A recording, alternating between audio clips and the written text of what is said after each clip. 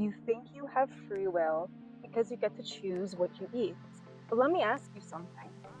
Who gave you those choices? When you walk into a grocery store and you look around, there is hundreds of choices. But what if I told you that those choices were designed for you before you even walked in? Having free will doesn't mean choosing between 50 brands of cereal. Having free will means asking, who created the system in the first place?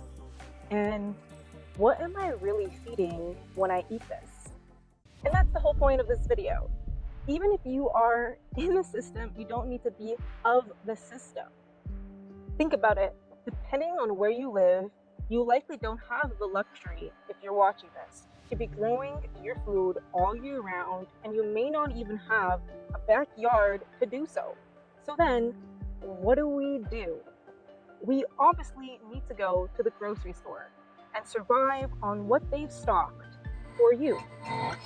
And you tell yourself, you are making a choice.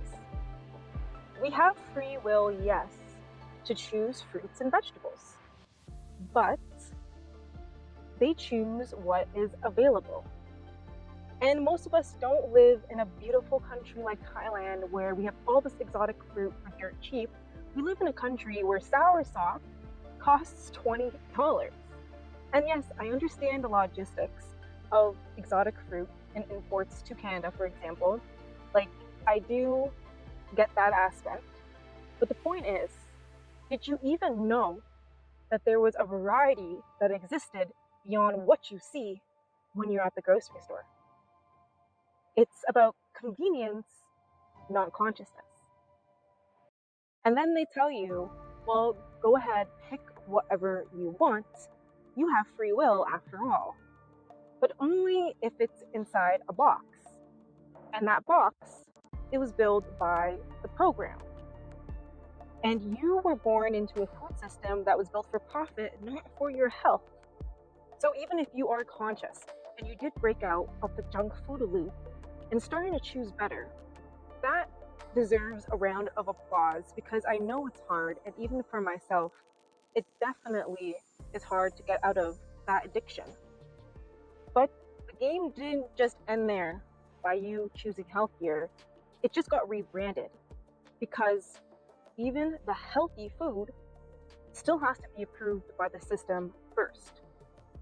And like many great teachers before, they have said that the eating habits that are being passed down through your bloodline became the disease that repeats in the family tree.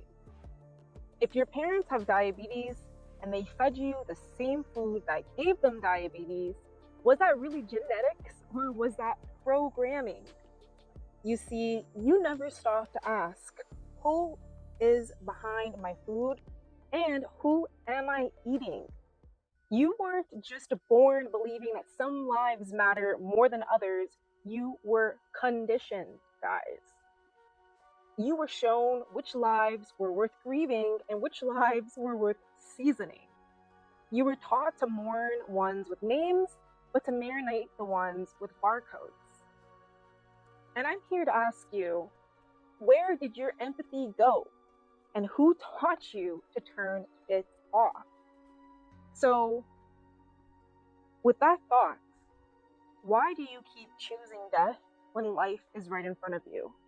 And you may have not pulled the trigger, but you bought the bullet. And when you want to say that it's the circle of life does not shop at Costco.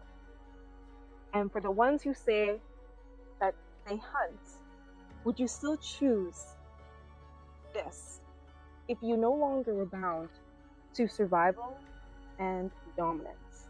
Because they taught us that healthy food was bland and boring, but you weren't shown how to season them right.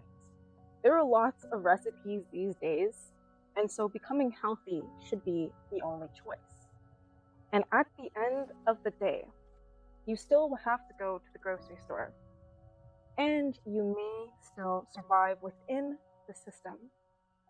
But now, after this video, you do so with your eyes open. And that is the beginning of real freedom. Not freedom that you pick from the menu, freedom that you ask, who built it in the first place? Because if you think free will means having a choice, you might want to sit down for the next one.